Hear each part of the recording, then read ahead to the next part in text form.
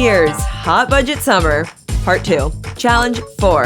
Stargazing equals peak summer aesthetic. You, a blanket, and a playlist makes for the cheapest, chillest night out. No money, just vibes and constellations. You might even get a core memory out of it. Challenge 5.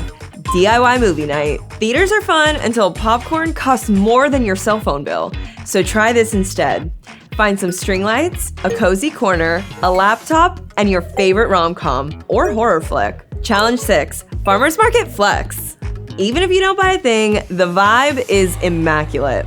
Fresh fruit, friendly folks, cute dogs, and the scent of free samples in the air. Final mission, balance the bougie and your budget. It's okay to treat yourself, but remember to treat your bank account too. Go big one day if you can afford it, but keep it chill the next.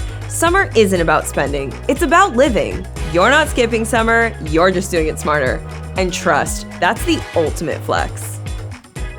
That's the ultimate flex. Ultimate flex. Ultimate flex.